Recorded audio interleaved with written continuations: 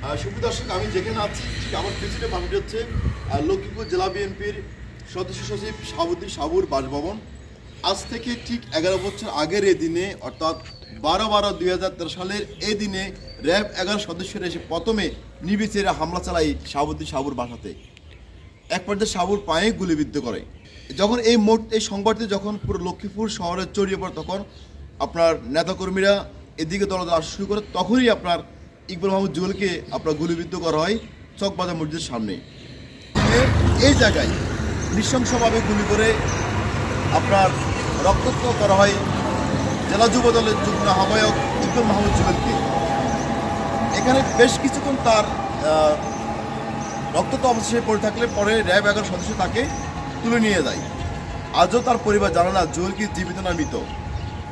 এই প্রশ্ন উত্তরে এখন তারা খুঁজছে 11টি বছর অপেক্ষায়। সেদিন আপনার র্যাবের নির্বিচারে গুলিতে নিহত হয় আপনার যুবদল নেতা মাহবুব এবং শিবিরকর্মী শিয়াব এবং সুমন নামে আরও যুবক।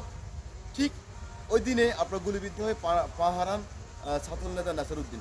অর্থাৎ পুরো সংবাদ যখন পুরো লক্ষ্মীপুর শহর ছড়িয়ে পড়ে, তখন আপনার র্যাবকে অবরুদ্ধ করে রেখে এই পুলিশ স্টেশন এলাকায় লক্ষ্মীপুরের সর্বোচ্চ জনতা। পরে ঢাকা থেকে হেলিকপ্টার এসে র্যাবকে এখান থেকে উদ্ধার করে। ছাত্র জনতা গণ অভ্যর্থনের পরে যখন সাবেক প্রধানমন্ত্রী শেখ হাসিনা পালিয়ে যান দেশ থেকে, তখনই এসে এই চলতি বছরের 17 অক্টোবর এসে শাহাবুদ্দিন সাবু এই চিফ জুডিশিয়াল ম্যাজিস্ট্রেট আদালতে একটি মামলা দায় করেন 35 জনের বিরুদ্ধে, 35 জনের নাম উল্লেখ করে। সেখানে প্রধান আসামি করা হয় শেখ হাসিনাকে এবং র্যাবের যে কর্নেল ছিলেন তারেক সাইদ এবং তৎকালীন যে লক্ষ্মীপুর জেলা প্রশাসক মিজানুর রহমানের বিরুদ্ধে। 5 তারিখে যখন প্রধানমন্ত্রী শেখ হাসিনা দেশ ত্যাগ করে পালিয়ে যান, তখনই লক্ষ্মীপুরে নেমে পড়েন হাজার হাজার জনতা। তখনই সেই যুবদল নেতা জুয়েলের মেয়ে তানার আক্ষেপ প্রকাশ করে বলেন, আমার বাবার খুনের এখনো পাই নাই। যদি ওই মহিলার আরো খারাপ অবস্থা হইতো তাহলে আমি আরো বেশি খুশি। কেন তুমি মানে ক্ষিপ্ত হলে? কোনো উত্তর নাই ভাই। আমার বাবারে যেমনে মারছে এটা সবাই জানে।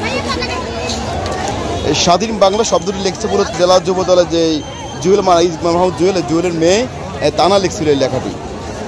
লক্ষ্মীপুর থেকে জামাত বিএনপির রাজনীতিকে নস্যাৎ করার মূল পরিকল্পনা ছিল আওয়ামী লীগ সরকারের।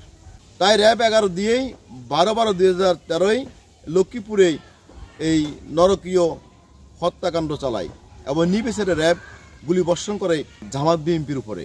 যখন 24/5 তারিখে ছাত্র জনতা গণ অভ্যর্থন নতুন বাংলাদেশ উন্মোচিত হয়েছে, তখনই নিহত যুবদল নেতা মাহবুব, শিবিরকর্মী শিহাব এবং জনতা সুমনের পরিবারের দাবি তারা যেন এই হত্যাকাণ্ডের সুষ্ঠু বিচার পায়।